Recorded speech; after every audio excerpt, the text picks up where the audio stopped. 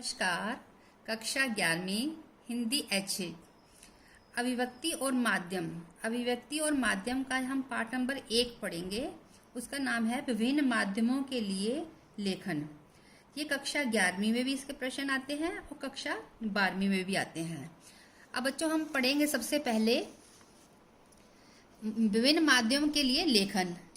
जन समाज द्वारा प्रयोग लाए जाने वाले जन संचार के अनेक माध्यम हैं, जैसे मुद्रित कहते हैं प्रिंट, रेडियो, टेलीविजन एवं इंटरनेट। जो मुद्रित है वो समाचार पत्र पत्रिकाएं पढ़ने के लिए, और रेडियो जो होता है सुनने के लिए है, टीवी देखने व सुनने के लिए है, तथा इंटरनेट जो है पढ़ने भी सुनने भी व देखने के लिए प्रयुक्त होता है। अखबार पढ़ने के लिए तो रेडियो सुनने के लिए और टीवी देखने के लिए ज़्यादा महत्वपूर्ण है, किंतु इंटरनेट पर पढ़ने, देखने और सुनने तीनों की ही आवश्यकता पूरी हो जाती है। अब देखिए, जनसंचार के आधुनिक माध्यम में मुद्रित जो प्रिंट माध्यम है सबसे पुराना है माध्यम है, ठीक है ना, जिसके अंतर्गत समाचार पत्र पत्रिकाएं आती हैं। मुद्रण का प्रारंभ चीन में हुआ। सबसे पहले प्रारंभ कहाँ हुआ? चीन में हुआ। तत्पश्चात जर्मनी के गुटेनबर्ग ने छापाखाना की खोज की। जर्मनी के गुटेनबर्ग ने छापाखाना की खोज की। भारत में सन 1556 में 1556 में गोवा में पहला छापाखाना खुला, जिसका प्रयोग मिशनरियों ने धर्म की प्रचार की पुस्तकें छापने के लिए किया था। आज मुद्रण कंप्यूटर की सहायता से होता है। अब देखिए मुद्रित माध्यम से क्या विशेषताएं हैं। देखिए मुद्रित माध्यम की निम्नलिखित विशेषताएं हैं और कुछ उसकी कमियां भी है। जैसे मुद्रित माध्यम के लिखे हुए शब्द जो है स्थायी होते हैं। इन लिखे हुए शब्दों को हम एक बार ही नहीं समझ भी सकते हैं और बाद में भी उसको पढ़ सकते हैं, और उन पर चिंतन मनन करके संतुष्ट भी हो सकते हैं, और जटिल शब्दों को हम शब्दकोश में देख भी सकते हैं। इसके अतिरिक्त किसी भी खबर को अपनी रुचि के अनुसार पहले अथवा बाद में भी पढ़ सकते हैं। चाहे तो किसी भी सामग्री को लंबे समय तक हम सुरक्षित भी रख सकते हैं। और इसकी देखिए हम कमियां क्या है। जो निरक्षर व्यक्ति है उसके लिए ये अनुपयोगी है, क्योंकि वो अखबार पढ़ ही नहीं सकता, ठीक है ना। उसके लिए तो टीवी या रेडियो ही उपयोगी है, ठीक है ना।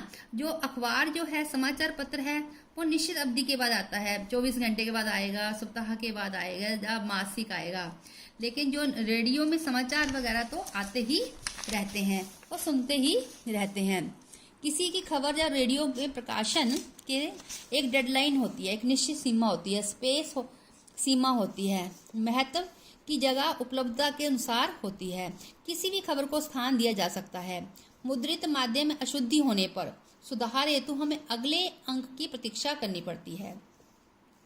अब देखिए मुद्रित माध्यम में लेखन के लिए भाषा, व्याकरण, शैली, वर्तनी, समय सीमा का आवंटित स्थान, अशुद्धि शोधन एवं तृप्ति पर विशेष ध्यान दिया जाता है। अब देखिए सेकंड बच्चा वो रेडियो क्या है। रेडियो जनसंचार का श्रव्य माध्यम है, जिसमें ध्वनि, शब्द और स्वर ही प्रमुख है। रेडियो मूलतः एक रेखीय माध्यम है। इसको लीनियर माध्यम भी कहते हैं।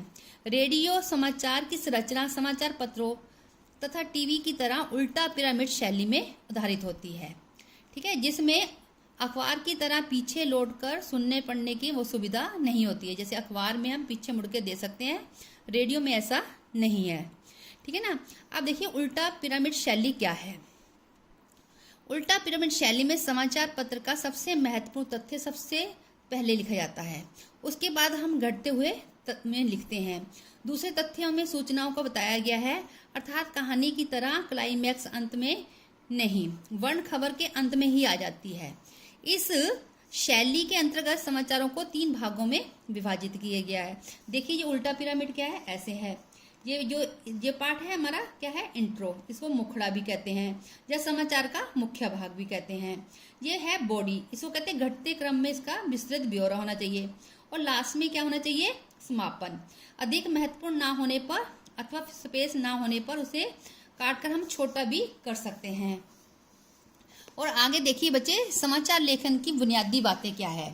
साफ सुथरी टाइप्ड कॉपी होनी चाहिए, ट्रिपल स्पेस में लिखना चाहिए, है ना, हाशिया छोड़ना चाहिए, है ना। एक पंक्ति में 12-13 शब्दों का ही प्रयोग होना चाहिए, ज़्यादा नहीं होना चाहिए, ठीक है ना। और विभाजित शब्द का प्रयोग नहीं करना है हमें, है ना। और जटिल भाषा का भी प्रयोग नहीं करना है। और लंबे दिनांकों को भी हमें छोटे रूप में ही लिखना है, क्रमांक को भी छोटा ही लिखना है, ठीक है ना। उसके बाद देखिए टेलीविज़न। और टेलीविज़न समाचार का दृश्य और श्रव्य माध्यम है, हम इससे सुन भी सकते हैं और देख भी सकते हैं। टेलीविज़न भी रेडियो की भांति एक रेखीय माध्यम है, एक रेखीय माध्यम है।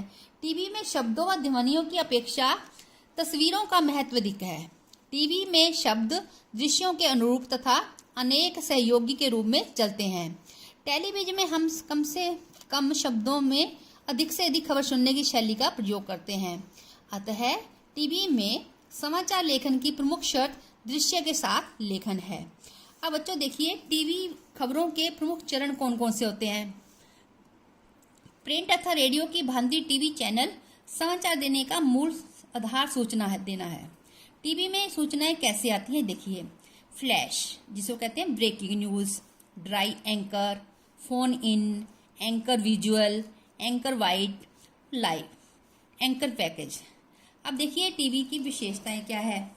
देखने व सुनने की सुविधा, जीवंतता, तुरंत घटी घटनाओं की जानकारी, हमें प्रभावशाली समाचारों का लगातार प्रसारण होता है।